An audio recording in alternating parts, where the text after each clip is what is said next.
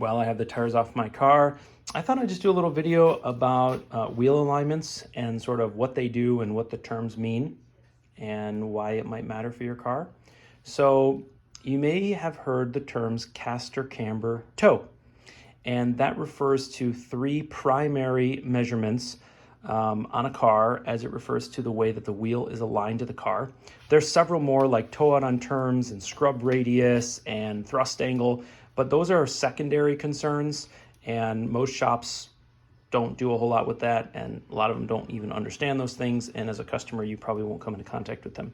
But I'm going to just show you a little bit about caster, camber, toe, and since the wheel's off it'll be a little bit easier to do it. Okay, the first one, caster, is the most difficult to understand.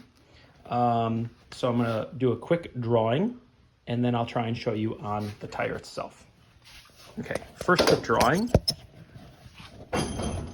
Awesome. All right, let me get you up here. Okay, so caster describes the angle at which the tire pivots.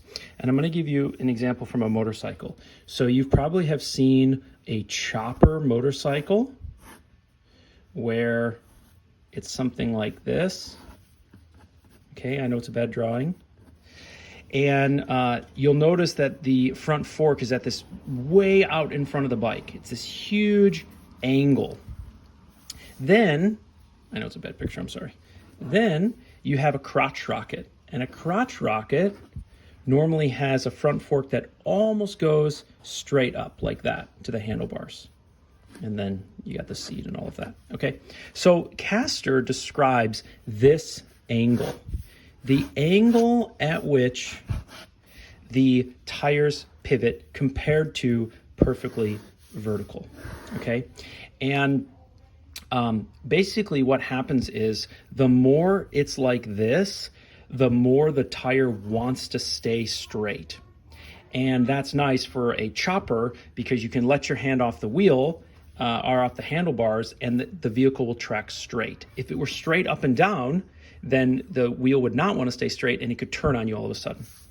A crotch rocket is more straight up and down because that makes it easier to turn. And since crotch rockets are supposed to be more fun and the corners and all of that, you want that to be able to turn. So the more stable it is, the harder it is to turn, and the easier it is to turn, the less stable it is. So that's what caster describes.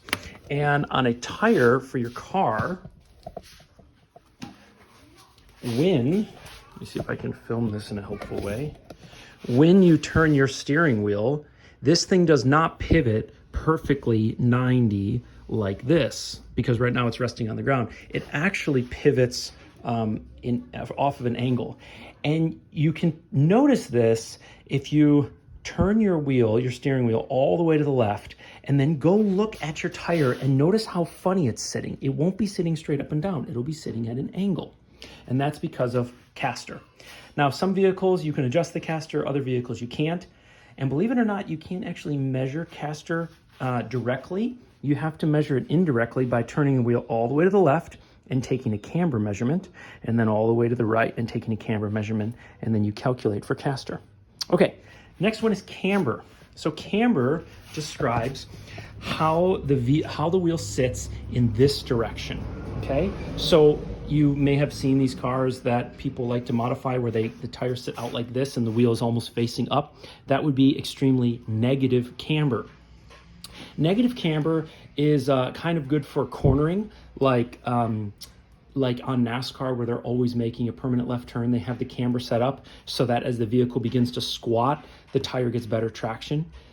And then positive camber is when it's tipped in like this, which is pretty rare. I don't actually know if there's any advantages to that. I just know that you normally want camber about 0, but then sometimes you want a little bit negative for traction. And if you have positive camber, then too much positive camber, then this shoulder right here will start to wear out in between my fingers. And if you have too much negative camber, then this section here will wear out, which is what started to happen to my tire because I had a lower control arm bushing fail, and so it let the bottom of the tire out a little bit.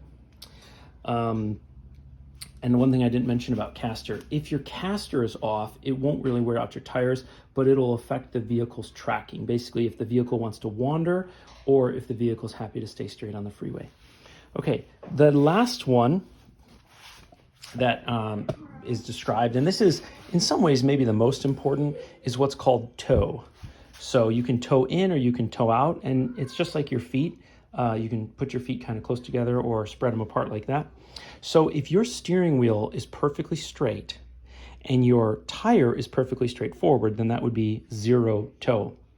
If your vehicle's straight and the right side tire is tipped in, of course this is very exaggerated, then the vehicle is basically like dragging this tire as it goes forward, and that's negative toe.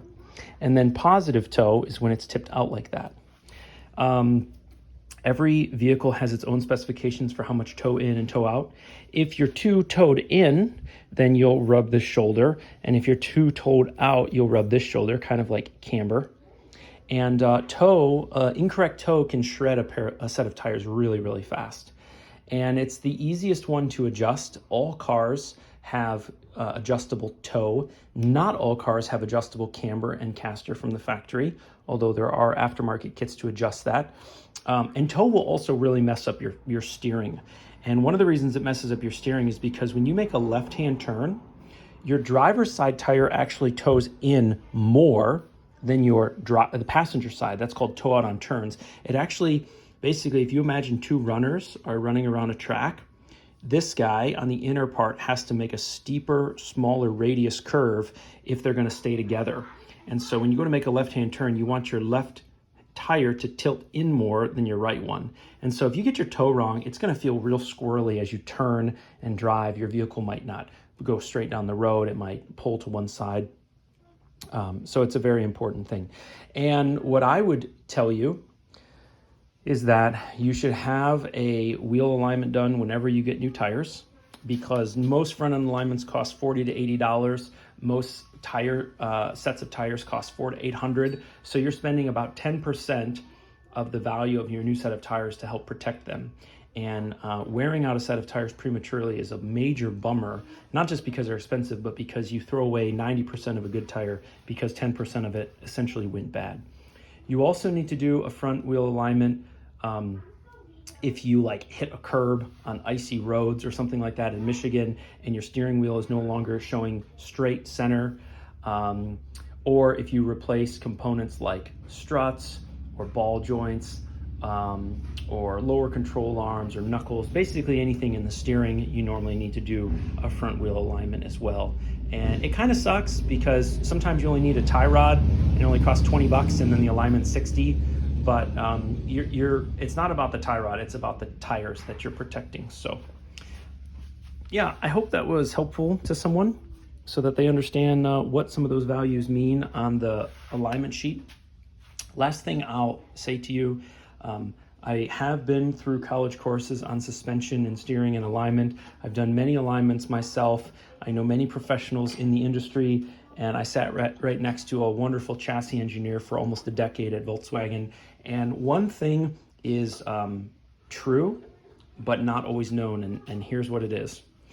If somebody does an alignment on your vehicle and they hand you back the sheet and all the measurements are green, that does not mean the vehicle will drive correctly. What it means is that the tires won't prematurely wear out.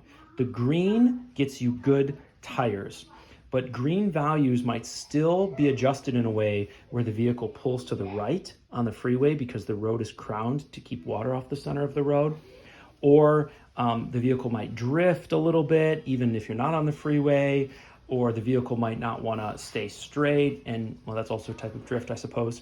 So if a shop says, well, look, ma'am or sir, everything's green, you can see that's right, it may be an uncomfortable conversation, but I assure you, you can have confidence to say, well, that just means my tires aren't going to wear out. It doesn't mean the vehicle is going to drive straight. And one of the reasons that we adjust camber, normally we adjust the passenger side camber a little bit this way, and then we adjust the driver's side camber a little bit this way, is because, as I mentioned, on the freeway, the road is not flat. The road is actually crowned, and that's because they want the water to fall to the left and the water to fall to the right. And if you're driving down any road, a 2-lane road, the road is crowned, and since you're always on the right side of the crown, the road naturally pushes your vehicle off to the right of the ditch. And so you have to have something through the wheel alignment to kind of push you a little bit further left. So, all right, enough of that. I hope that was interesting to somebody. If not, that's okay. Give it a thumbs down and find your local shop and ask them to align your vehicle. Keep your tires in good shape for a long time. In the meantime, take care, folks.